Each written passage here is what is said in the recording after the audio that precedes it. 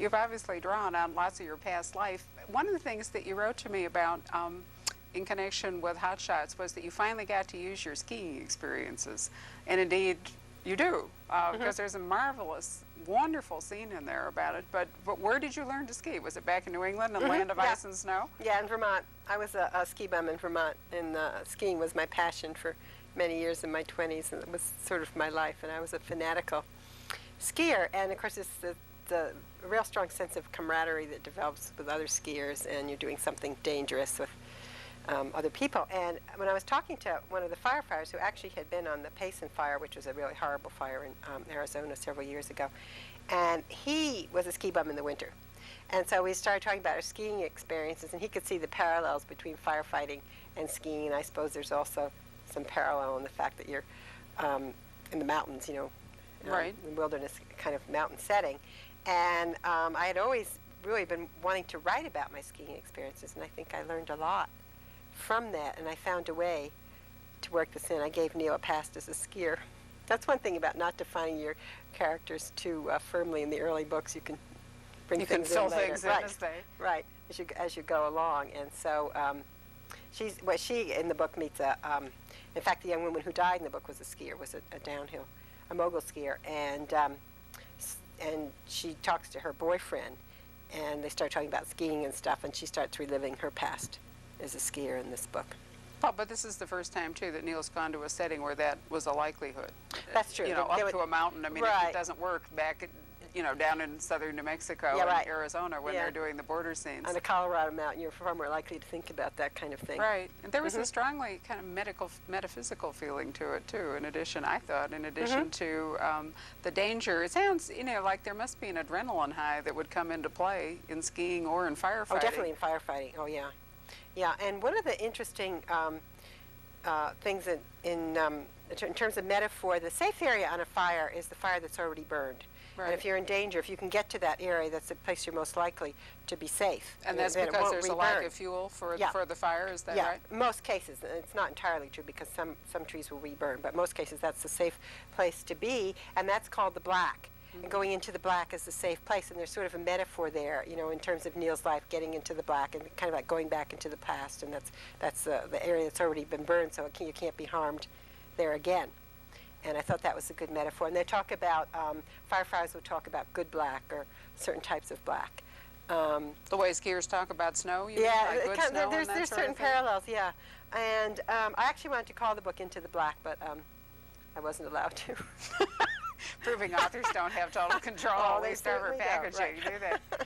Not over titles, no. Why then, in the book, in part of the description of the aftermath of the fires, am I not right in remembering that it's pink? The ground is pink. Why is it pink if, in fact, all this is black? Well, there are some. See, the black is the trees, not the ground. Okay. The ground wasn't black. Right. Just the trees, the charred which are carbon in the fire. Okay. Are black. But the ground, I suppose the ground would be different depending on what part of the country is, but particular soil around Glenwood Springs was very pink.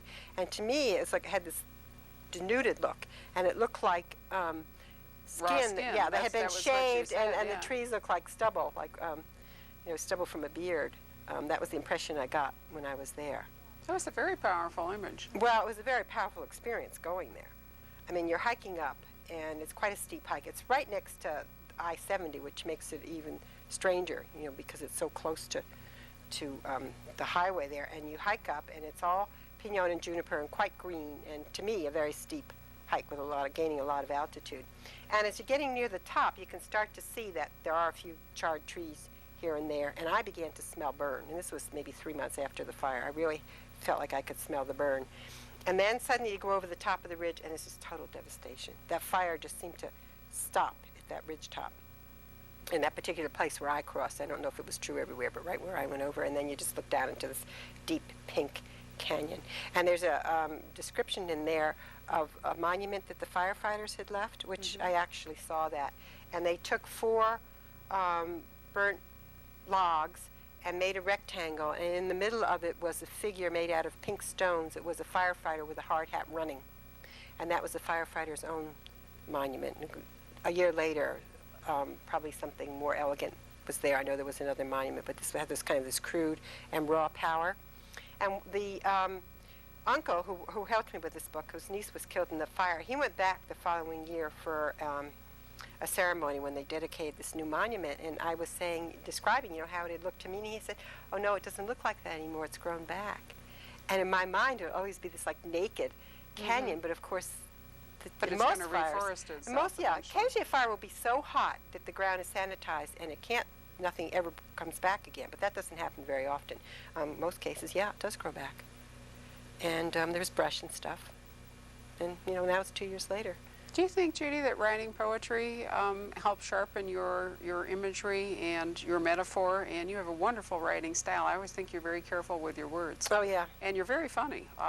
In case we haven't gotten that across in our conversation, I think The Other Side of Death is your funniest book. I've always enjoyed it. But you have sort of a gift for putting your fingers on the slightly wacky or slightly bizarre and bringing that out in your books. But do you think that writing poetry and short stories before you started writing mystery helped you do that?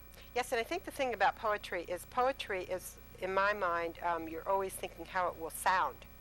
Poetry is very much, you think of it as being read aloud and how it's going to sound, and the rhythm of the words and the sound of the words.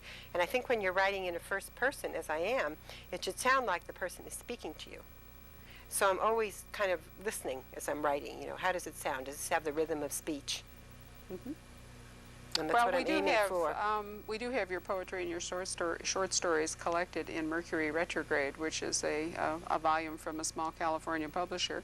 And my own hope is that you might eventually find time, even though you say you don't have much time for doing it anymore, to write some more poetry, because you have a very nice voice for it.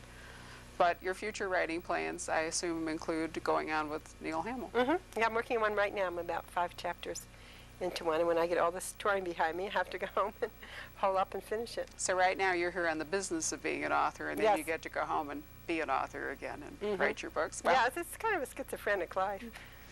But it's probably a good break, because if you spent all your time in your little room, as you say, with your computer, it would be terrible.